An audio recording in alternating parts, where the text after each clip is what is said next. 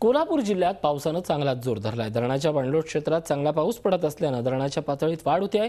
सर्वाधिक पाऊस हा गगनबावडा तालुक्यात पडलाय। पंचगंगेचं पाणी इशारा पातळीपासून फक्त 1.5 फूट दूर आहे।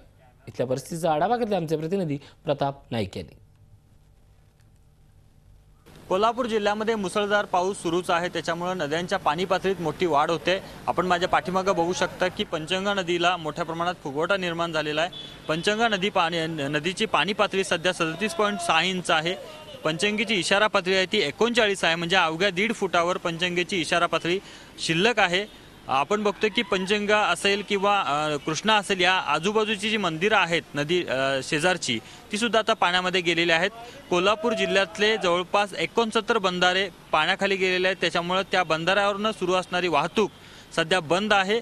पर्यायी मार्गाने वाहतूक सुरू आहे। प्रशासनानं आधीच सतर्कतेचे आदेश देऊन ठेवलेले आहेत। जर पंचगंगा नदीने इशारा पातळी ओलांडली त्यानंतर मात्र आजूबाजूच्या परिसरामध्ये पाणी घुसण्याची शक्यता नाकारता येत नाही आहे। धरणाच्या पाणलोट क्षेत्रामध्ये सुद्धा मोठ्या प्रमाणात पाऊस सुरू आहे, त्यामुळे राधानगरी धरण आहे ते जवळपास 50% भरलेलं आहे। इतर धरण सुद्धा ही मोठ्या प्रमाणात भरू लागलेले आहे। त्याच्यामुळे एकूणच कोल्हापूर जिल्ह्यामध्ये जे जूनमध्ये पावसाने उसंत घेतली होती ती भर मात्र आता भरून काढलेल्या या पावसानं जुलैमध्ये असं म्हणायला काही हरकत नाही आहे। पण असाच पाऊस सुरू राहिला तर मात्र प्रशासनाची तारांबळ उडेल, कारण पंचगंगेचं पाणी असेल किंवा कृष्णेचं पाणी असेल त्या आजूबाजूच्या भागामध्ये घुसायला सुरुवात होईल।